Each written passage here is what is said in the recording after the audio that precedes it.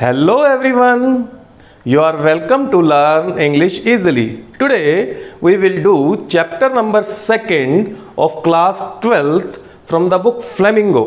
The chapter is Lost Spring, Stories of Stolen Childhood, written by Anees Jung. There are two stories under this title. The first story is Sometimes I Find a Rupee in the Garbage. Second story is I Want to Drive a Car.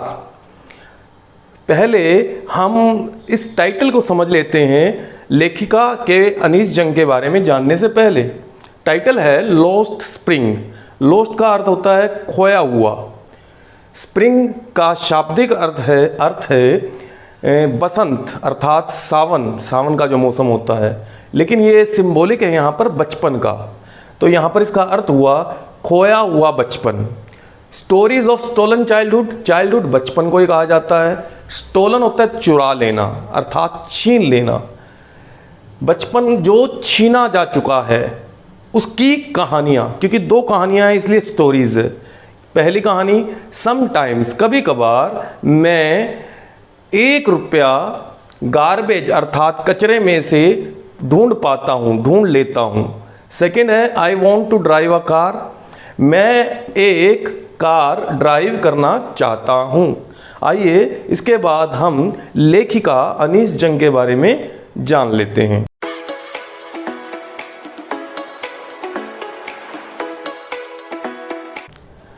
Anees जंग के बारे में सबसे important बात यह है कि वो एक फीमेल राइटर हैं, कोई मेल राइटर नहीं है जैसा कि उनके नाम से हमें लगता है। She was born in Rourkela Orissa. उनका जन्म राउरकेला उड़ीसा में 1964 में हुआ था और उसने अपनी एडोलसेंस और बचपन जो है वो हैदराबाद अर्थात which is the capital of Telangana की जो कैपिटल है हैदराबाद, वहाँ गुजारा। रिसीव्ड एजुकेशन इन हैदराबाद, उन्होंने अपनी एजुकेशन जो है हैदराबाद में ली और उच्च शिक्षा के लिए वह USA गई। उनके दोनों माता पिता दोनों राइटर्स थे। Started her career as a writer, उसने भी अपना करियर जो है एक राइटर के रूप में शुरू किया। And has been an editor of a newspaper, और एक न्यूज़पेपर की एडिटर अर्थात संपादक भी वे बनी।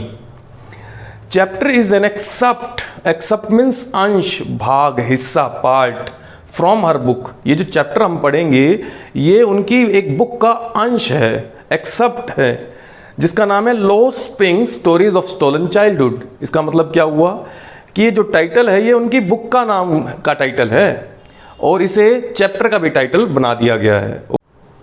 इसमें सबसे पहले हम स्टोरी 1 जो कि है समटाइम्स आई फाइंड अ रूपी इन द गार्बेज को करेंगे। और यहाँ पर कुछ वर्ड्स और फ्रेजेस दिए गए हैं जो आपके चैप्टर से लिए गए हैं और जिन्हें जानना आपके लिए काफ़ी इम्पोर्टेंट रहेगा। इस चैप्टर की जब शुरुआत होती है तो उसमें आई करके जो आता है वर्ड, उसका मतलब है वो राइटर खुद है अनीस जंग, और वह इस कहानी को सुनाने वाली है अर्थात नरेटर है। तो आई जहाँ भी आएगा वो अनीस जंग नरेटर है जो इस कहानी को सुना रही है। इस कहानी में एक लड़का है जिसका नाम है साहेब, जो कि एक रैग पिकर है। रैग पिकर वो होते हैं जो कचरा उठाते हैं, उसमें से को बीनते हैं, उसकी छटाई करते हैं। ठीक है, तो ये लड़का जो है साहेब, वह लेखिका के घर के पास से गार्बेज कचरे के डंप ढेर से कचरा उठाने का काम करता है। और लेखिका को अक्सर वो एनकाउंटर अर्थात अचानक से मिल जाया करता है। लेखिका उससे पूछती है कि why do you do so, तुम ऐसा क्यों करते हो अर्थात ये कचरा क्यों उठाते हो। तो इस पर वो जवाब देता है कि और हम क्या करें, और हमारे पास करने के लिए कुछ नहीं है। साहेब की माँ ने साहिब को बताया था कि वे लोग ढाका से हैं, उनका परिवार, जो कि 1971 में आकर दिल्ली बस गया था, पूर्वी दिल्ली में। क्योंकि उनका घर जो था वो ढाका में हरे हरे खेतों के अमिस्ट बिटवीन मध्य में हुआ करता था, जहाँ पर अक्सर तूफान या बाढ़ आया करती थी। जिस वजह से उनका घर जो था वो स्वेप्ट अवे, बह गया था, तबाह हो गया था, और वे अपनी आजीविका की तलाश में इंडिया, भारत, दिल्ली आकर बस गए। तो लेखिका उससे पूछती है, और वे क्या करते हैं यहाँ पर, गोल्ड की सर्च करते हैं। गोल्ड तो का अर्थ तो आप समझते हैं, वैसे तो सोना होता है, लेकिन यहाँ पर गोल्ड का मतलब है आजीविका, लाइवलीहुड। कचरे को उठाना ही यहाँ पर गोल्ड कह रहे हैं वो। ओके, लेखिका जो है गोल्ड मान रही है उसे। तो लेखिका उससे पूछती है, साहिब से बड़ी ग्लिबली पूछती है, ग्लिबली मीन्स स्विफ्टली, तेजी से, कि भाई तुम स्कूल क्यों नहीं जाते।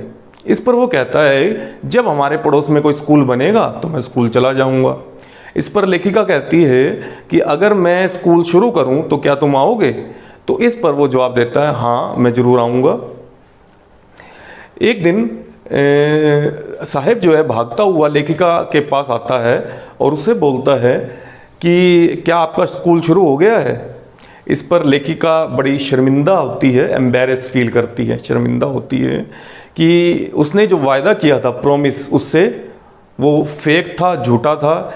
लेकिन ऐसे वायदे जो हैं उसके ब्लीक वर्ल्ड, अर्थात सूने, बंजर वाले, अर्थात जिसमें कोई भी अच्छा काम, अच्छी चीज़ नहीं है, अच्छी बात नहीं है, ऐसी दुनिया उसकी में ऐसे वायदे जो हैं अबाउंड हैं, बहुत सारे हैं, काफ़ी संख्या में दुनिया उनसे ऐसे वायदे किया करती होगी, झूठे वायदे। लेखिका उससे उसका नाम जानती है, तो वह अपना नाम बताता है, साहिबे आलम। साहिबे आलम, जिसका मीनिंग है लॉर्ड ऑफ यूनिवर्स, अर्थात पूरी दुनिया का स्वामी। वह अपने इस नाम के, अपने नाम के मीनिंग से, अर्थ से बिल्कुल अनजान है, अनभिज्ञ है। उसे इसका मीनिंग नहीं मालूम। अगर उसे इसका मीनिंग मालूम हो तो वह विश्वास ही ना कर पाए। क्यों?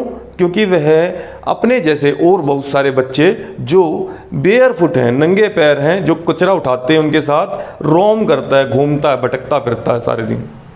तो ये बड़ी एक आयरनिकल बात है कि नाम उसका साहिबे आलम है और काम वो कचरा उठाने का करता है।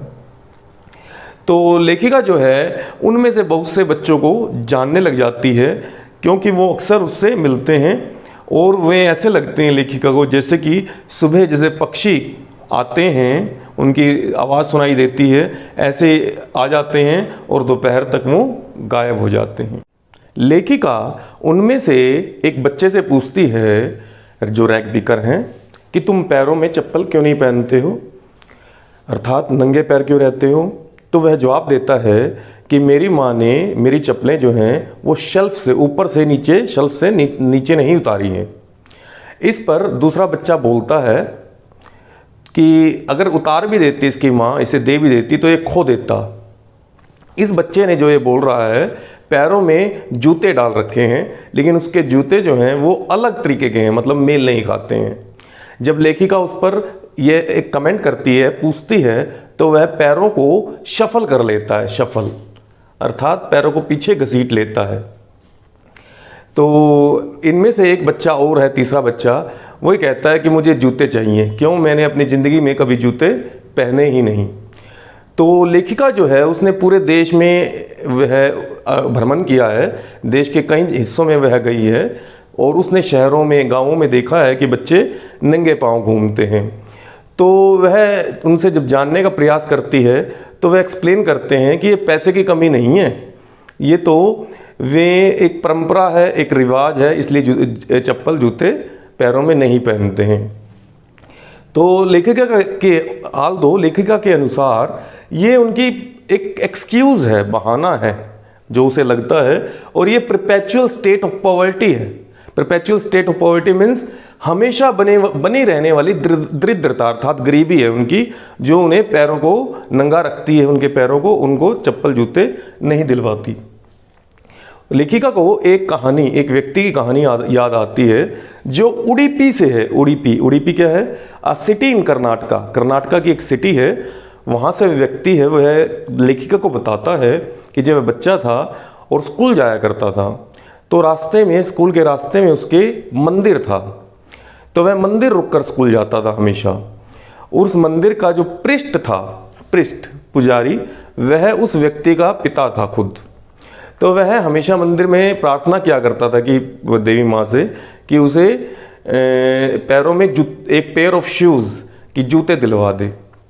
तो लेखिका जो है इस दरिद्रता पर बड़ी शोक व्यक्त करती है और लेखिका के जो जान पहचान है, एक्वेंटेंस, परिचित, वे बच्चे जो परिचित हो गए हैं जिन्हें वह जानने लग गई है, उसके वे एक्वेंटेंस कहलाते हैं इंग्लिश में। उनके साथ वह उनके इलाके सीमापुरी क्या है? An area in east Delhi, पूर्वी दिल्ली का एक इलाका है जो कि एक पेरीफरी है। पेरीफरी मीन्स बाहरी इलाका, जो कि विकास से पूरी तरीके से अछूता है, विकास वहाँ पहुँचा नहीं है। इसलिए दिल्ली में होने के बावजूद भी वह ऐसा लगता है दिल्ली से बहुत दूर है। और वहाँ जो लोग रहते हैं वे सारे स्क्वैटर्स हैं, स्क्वैटर्स, अतिक्रमणकारी, जो आकर जिन्होंने ज़मीनों पर झुग्गियाँ बना ली हैं, अपनी कब्जा कर लिया है सरकारी ज़मीन पर। और वे लोग कौन हैं? वे लोग सब बांग्लादेश से आए हुए हैं। और 1971 में 1971 में वो बांग्लादेश से आ गए थे रोजी रोटी की खोज में, और वे वहाँ आकर बस गए थे। तब उस समय सीमापुरी जो थी वो एक जंगल हुआ करता था, वाइल्डरनेस जंगल। हालांकि वह जंगल अभी भी है, बस वह खाली नहीं है। क्यों? वहाँ पर लेखिका जो है यहाँ पर व्यंग्य कर रही है क्योंकि वहाँ पर विकास पहुँचा ही नहीं है। वे लोग सभी डिवॉइड हैं, डिवॉइड मीन्स वंचित हैं, रहित हैं, उनके पास नहीं है बेसिक एमिनिटीज़, बेसिक सुविधाएं जो होती हैं, जैसे कि सीवेज, गंदा नाला नहीं है वहाँ पर, जैसे ड्रेनेज नहीं है, नालियाँ नहीं हैं और रनिंग वाटर नहीं है। तो ऐसे माहौल में बहुत सारे परिवार रहते हैं, लगभग 10,000 रैग पिकर्स, जो कि कचरा बीनते हैं, कचरा उठाते हैं। ऐसे 10,000 परिवार जो अपनी रोजी रोटी कचरा उठाकर चलाते हैं, उस क्षेत्र में रहते हैं। लेखिका जो है उनसे मिलने पहुंची है। लेखिका जब वहाँ पर सीमापुरी में उनसे पूछती है कि वे लोग अपनी सुंदर धरती, हरे भरे खेतों वाली और नदियों वाली छोड़कर यहाँ क्यों बस गए हैं, तो उनमें से एक लेडी जिसने टैटर्ड साड़ी अर्थात फटी पुरानी साड़ी डाल रखी है, वो कहती है कि हम अपने बच्चों को और अपने परिवार को रात को भोजन दे पाएँ और बिना एकिंग स्टमक के, पेट में दर्द हुए, स्टमक पेट एकिंग दर्द होना, सो पाएँ, तो हम वहीं पर रहना पसंद करेंगे, ऐसी जगह रहने के बजाय जहाँ पर खेत तो हों लेकिन वो हमें अनाज बिल्कुल भी ना दें। तो ये जो है फिर वो क्या करते हैं, वे ट्रांजिट होम्स बना लेते हैं, टेम्परेरी हाउसेस बना लेते हैं, वहाँ जाकर अपने टेंट लगा देते हैं और वहाँ रहना शुरू कर देते हैं। तो सीमापुरी जो है ऐसा इलाका है जहाँ पर बहुत सारे झुग्गियाँ हैं और वे लोग जो है वहीं पर बच्चे होते हैं जो बढ़ते हैं आगे और अपना परिवार चलाते हैं। उनके लिए रैग पिकिंग अर्थात कचरा बीनना ही उनकी आजीविका है, उनकी सर्वाइवल है, आजीविका है। साहिब बताता है लेखिका को कि कई बार जब वह कचरा उठाता है, बीनता है, तो उसे कचरे में से ही फाइंड्स, मीन्स वो कहता है I find sometimes I find ₹1 note और 10 रुपीज़ नोट। जैसे कि कहानी का नाम है sometimes I find ₹1 in the garbage. तो इसी पर इस कहानी का नाम है। तो वो जब ऐसा कहता है तो उसकी आंखों में चमक होती है। तो इसका ऐसा प्रतीत होता है कि बच्चों के लिए कचरा जो है एक रैप्ड इन वंडर है, अर्थात उन्हें ये रहता है कि कुछ ना कुछ इसमें से हमें मिल जाएगा। लेकिन पेरेंट्स के लिए वो एक सर्वाइवल है, अर्थात उनकी आजीविका है, जिसे वो अपने घर परिवार चलाने के लिए करते हैं। एक दिन साहिब जो है वो एक लेखिका के घर के पास एक क्लब है, उसके बाहर गेट पर, फेंस्ड गेट पर खड़ा है। फेंस्ड मतलब बाड़ वाला गेट, बाहर जालियां लगी हुई हैं, उस पर खड़ा है और देख रहा है बाहर से कि 2 व्यक्ति जिन्होंने सफ़ेद कपड़े डाल रखे हैं वो टेनिस खेल रहे हैं। और जब लेखिका पूछती है उसे कि वो वहाँ क्या कर रहा है, तो बताता है आई लाइक द गेम, मुझे गेम पसंद है। तो लेकिन उसने आज शूज़ डाल रखे हैं। शूज़ जो हैं वे उसके कपड़ों से मैच नहीं कर रहे हैं क्योंकि वो टेनिस शूज़ हैं और वे थोड़े से पुराने हैं और उस पर होल भी हो रखा है। हो सकता है वो जूते उसे जो है किसी रिच बॉय ने जिसने उसे डिस्कार्ड कर दिया है, छोड़ दिए हैं वो जूते पहनने से, रफ्यूज़ कर दिया है, मना कर दिया है, वे जूते दे दिए हूँ पहनने के लिए। तो एक दिन और लेखिका को साहेब मिलता है और उसने अपने कंधे पर कैनिस्टर, एक स्टील कैनिस्टर उठा रखा है। स्टील कैनिस्टर मतलब कंटेनर, एक स्टील का कंटेनर उठा रखा है और वह मिल्क बूथ पर जा रहा है। क्यों? जब साहिब लेखिका उससे पूछते हैं कि ऐसा क्यों है, तो वह बताता है कि वह एक टी स्टॉल पर काम करता है, चाय की दुकान पर, और उसे 800 रुपया तनख्वाह भी मिलती है और सारा मील्स भी मिलता है। मील्स भोजन, 3 समय का या 2 समय का भोजन भी उसे वहाँ पर मिलता है। लेकिन लेखिका देखती है कि वो स्टील कैनिस्टर जो है उसके प्लास्टिक बैग से काफ़ी हैवी है, काफ़ी भारी है, और वह प्लास्टिक बैग जो उसका अपना हुआ करता था, स्टील कंटेनर जो है, कैनिस्टर जो है, वो चाय वाले का है। जो केयर फ्री जो साहब दिखा करता था, लापरवाह, वो आज नहीं है। और इस प्रकार साहब जो है वो खुद का मास्टर नहीं रहा है, खुद का स्वामी नहीं रहा है। ये बच्चों फर्स्ट स्टोरी जो है वो ख़त्म हो गई है। Let's do the second part of the same chapter. Second part का नाम है I want to drive a car. मैं एक कार चलाना चाहता हूँ। इस कहानी में जो मुख्य पात्र है वो है मुकेश। मुकेश कौन है? ये एक लड़का है जो कि फ़िरोज़ाबाद में रहता है। फ़िरोज़ाबाद जो है एक यूपी की सिटी है जो वर्ल्ड फेमस है बैंगल मेकिंग के लिए, अर्थात पूरे देश में वह और वर्ल्ड में बैंगल्स बनाने के लिए बहुत प्रसिद्ध है, क्योंकि दुनिया की सभी तरह की बैंगल्स वहाँ पर बनाई जाती है। लगभग हर परिवार इस काम से परोक्ष या अपरोक्ष रूप से जुड़ा हुआ है। तो मुकेश का परिवार भी बैंगल मेकिंग के काम में लगा हुआ है। तो वहाँ के जो परिवार हैं वो एंगेज्ड हैं, बिज़ी हैं, व्यस्त हैं किसमें? बैंगल मेकिंग में। और बहुत सारे बच्चों को इस काम पर लगाया जाता है जो कि फर्नेसेस, भट्टी पर कांच को पिघलाने का काम करते हैं, जो कि इल्लीगल है, गैर कानूनी है। हालांकि उन्हें इस बात का पता ही नहीं है। क्यों? 20,000 बच्चे इस काम में लगे हुए हैं और जो कि उनकी कम उम्र में उनको इस ऐसे स्थान पर काम करने से उनकी आइज़ पर इफ़ेक्ट पड़ता है, उनकी हेल्थ पर इफ़ेक्ट पड़ता है, जो कि इल्लीगल है, गैर कानूनी है। तो मुकेश जो है अपनी इच्छा से वॉलंटियर्स मतलब अपने आप से ही, जो लेखिका है अनीश जंग, उसे अपने घर ले जाने की बात करता है। तो वह लेखिका जो है मुकेश के साथ उसके घर चल पड़ती है। उसका घर जो है ऐसे स्थान पर है जहाँ पर छोटी छोटी तंग गलियाँ हैं, स्टिंकिंग लेन्स हैं। स्टिंकिंग लेन्स मीन्स बदबूदार गलियाँ हैं, जहाँ पर चॉक्ड विद गार्बेज, जो कि गार्बेज अर्थात पहले आपको बताया गया था पिछले पार्ट में, कचरे को कहते हैं, कचरे से भरा हुआ स्थान है। तो वह उसके घर जाती है। तो एक वैसा ही जो छोटा सा एक घर है, वहाँ जाकर वो रुकता है।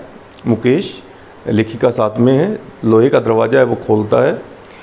तो छोटा सा घर है जो कि अभी पूरी तरीके से बना नहीं है, क्योंकि उसका रेनोवेशन का काम उसमें रहता है। तो घर पर कुछ हिस्से पर थैज्ड होती है फूस की छत, खपरेल की छत है। और वहाँ पर एक लेडी है कम उम्र की, फ्रेल, वीक, कमज़ोर सी दिखने वाली एक लड़की है, जो कि खाना पका रही है चूल्हे पर। आँखों में धुएं की वजह से आंसू भरे हुए हैं। वो मुकेश के बड़े भाई की वाइफ है, जो कि शाम के खाने का इंतज़ाम कर रही है। और उसकी जिम्मेवारी मुकेश, उसका भाई अर्थात उसका हस्बैंड और उन दोनों के पिता, जो मुकेश के पिता हैं, उनका खाना बनाने की और घर चलाने की उस लेडी की जिम्मेवारी है। मुकेश के फादर जब घर आ जाते हैं तभी, तो वह उनके सामने वेल अर्थात घूंघट करती है, जो कि एक कस्टम माना जाता है, रिवाज माना जाता है। उसके फादर जो है मुकेश के, वो एक इम्पोवरिज्ड, बड़े गरीब हैं, बड़े पुअर हैं। उन्होंने बैंगल मेकिंग का, जैसे मैंने बताया, वो काम करते ही थे। इससे पहले वो टेलरिंग का काम करते थे, दर्जी थे, और पूरी ज़िंदगी टेलर का काम करने के बाद और बैंगल मेकिंग का काम करने के बाद वो फेल हुए कि वो अपने घर को भी सही कर पाएँ, उसको दोबारा बना पाएँ या ठीक करवा पाएँ, और दोनों बच्चों को स्कूल भेज पाने में भी असफल रहे। इसलिए उन्होंने वही काम अपने बच्चों को, मुकेश को और उसके बड़े भाई को सिखाया जो वो जानते थे, बैंगल मेकिंग का काम। लेकिन मुकेश जो है वो जब लेखिका उससे पूछती है कि वो क्या करना चाहता है, तो वो कहता है कि वह खुद का मालिक बनना चाहता है, अर्थात खुद का काम, स्वयं का काम करना चाहता है, बिजनेस करना चाहता है। वह मोटर मैकेनिक का काम सीखना चाहता है। तो लेखिका उससे पूछती है, क्या तुम्हें मोटर मैकेनिक का काम आता है या तुमने मोटर के बारे में कुछ जानते हो? तो कहता है कि मैं जो हूँ कार चलाना सीखना चाहता हूँ। और लेखिका चाहती है कि भाई ये सब लोग अपने काम को और ऑर्गेनाइज तरीके से करें, कोऑपरेटिव सोसाइटी बनाएं, ताकि जो मिडल मैन है, जो बिचौलिया है, उनके पैसे को हजम कर जाता है या उन तक कम पैसा पहुंचने देता है जो इस काम में लगे हुए हैं, वो हट जाएं और उनको पूरा लाभ मिले। इसी प्रकार एक लड़की और है, सविता, जो कि बैंगल मेकिंग के काम में लगी हुई है। वो एक बूढ़ी औरत के साथ बैठी है और बैंगल्स बना रही है। वो क्या कर रही है? सोल्डरिंग कर रही है। उन बैंगल्स को, कांच को जोड़ने के लिए टांका लगा रही है। तो लेखिका सोच रही है, क्या उसे इस बैंगल की सैंक्टिटी अर्थात पवित्रता का पता है, जो कि सुहाग का प्रतीक माना जाता है। उसे भी एक दिन विवाह होगा, उसको भी बैंगल्स पहननी पड़ेंगी, और जो कि बैंगल्स जो हैं ऑस्पिशियसनेस, शुभ का प्रतीक मानी जाती हैं। दूसरी ओर जो लेखिका है वो मुकेश से जब बात करती है कि भाई वो कार सीखना तो चाहता है, लेकिन वह सीखेगा कहाँ? तो उसके लिए तो उसे दूर जाना होगा क्योंकि वहाँ पर तो कोई गैराज है नहीं, कार को ठीक करने वाला कोई गैराज तो है नहीं। तो मुकेश का कमिटमेंट है, इंसिस्ट करता है कि वो गैराज जाएगा, चाहे वो कितनी भी दूर हो, पैदल गैराज जाकर गाड़ी को चलाना, गाड़ी को रिपेयर करना वो सीखना चाहता है। तो लेखिका उससे पूछती है, क्या वो एरोप्लेन भी फ्लाई करना चाहता है? तो इस पर वो चुप हो जाता है, शर्मिंदा हो जाता है कि वो एरोप्लेन कैसे सीख पाएगा। लेकिन वो कंटेंटेड है, वो संतुष्ट है, उसे संतोष है कि वो कार ड्राइविंग को एटलीस्ट सीखना चाहता है। इसलिए कहानी का नाम I want to drive a car है। बच्चों, हमने इस पूरे चैप्टर को कंप्लीट कर लिया है। आई होप आपको ये अच्छा लगा होगा और समझ भी आएगा। Thank you.